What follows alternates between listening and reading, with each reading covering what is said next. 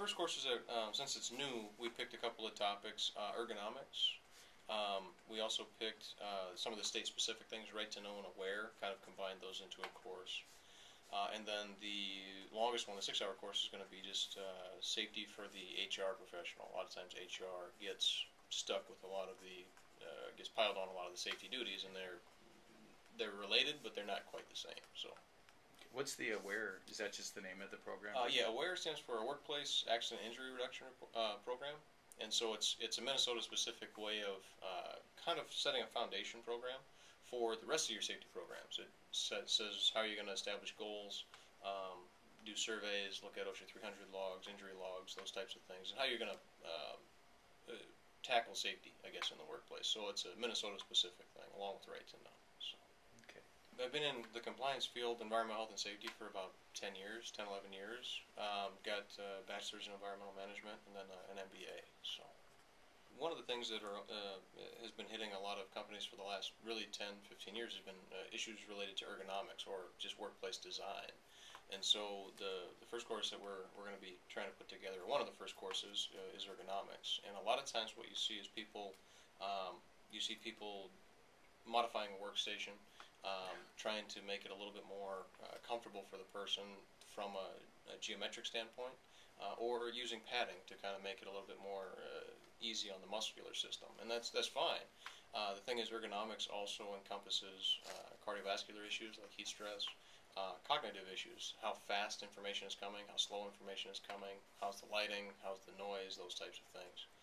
And then the last piece is psychomotor. What other types of stresses and what are some of the harder things to pinpoint when it comes to the workplace. Workplace isn't just your desk and your computer. It's people, it's the heat, it's the environment, it's pretty much everything that you have to deal with from a more encompassing standpoint. So that's what the ergonomics is going to do. It's going to go past just your basic musculoskeletal and geometric issues. It's going to go into the cognitive side of things, how to evaluate jobs, how to look at workflow diagrams, those types of things.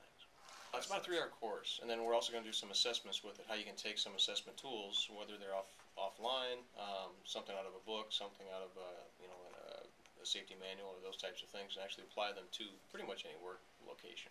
So, the Right to Know course, we're going to do Right to Know, Aware, and then also put bloodborne pathogens in there, just because those are some very regular, kind of all-encompassing issues, if you will. That affect a lot of different companies. Right to know, if you have a chemical hazard that your employees could be exposed to, you have to go through right to know training. That covers not only the state but also the federal side of things for chemicals. Now, what makes the state different is the state also covers harmful physical agents, which are your noise, heat stress, radiation, those sorts of things. And then the state also covers, under the Right to Know program, infectious agents.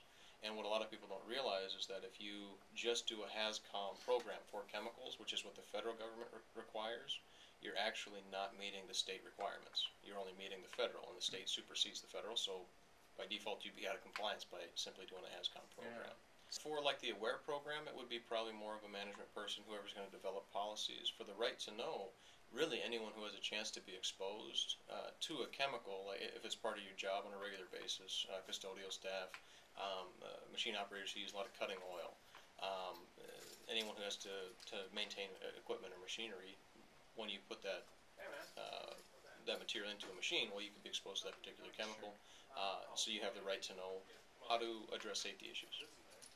For safety in HR, because there's so much record keeping when it comes to occupational safety, HR oftentimes gets that piece, if you will. Safety all of a sudden becomes this HR function because of the training that's required. Not only do you have your new hire training and on-the-job training, but then you also have your safety training on top of that. Because of the tracking systems that are already in place in HR, that's usually why that happens. Also because of some of the confidentiality issues surrounding workplace injuries and that sort of thing, oftentimes HR gets put in charge of filling out what's called OSHA 300 logs, which are your injury logs that every company is supposed to basically track. What you oftentimes don't get are the differences between what's a recordable injury versus a non-recordable injury. This is what you have to track. You only have to track recordable. So if someone cuts their finger, puts a Band-Aid on it, they'll turn in a report to HR, but they don't have to record that for labor statistics. Now, if they get a stitch, one stitch, as opposed to a Band-Aid, then that becomes a recordable instance for labor statistics. And it's good to know the differences. For instance, if someone sprains their ankle and they put a rigid splint on at the emergency room, that's a recordable injury. If they just put an ACE wrap, it's a non-rigid splint, that's a first aid treatment. It's not a recordable injury. And so it's good for HR professionals to know that. Additionally, there's a lot of reporting and record keeping requirements. Some things you have to keep for 3 years, some for 30 years, depending on what it might be. So it's just good to kind of get a feel for all of that. Occupational safety courses or occupational safety and health affects pretty much every industry that there is in America, and a lot of people just need to be informed of their rights. And so a lot of these courses are designed to really just get a baseline knowledge of what is or is not required.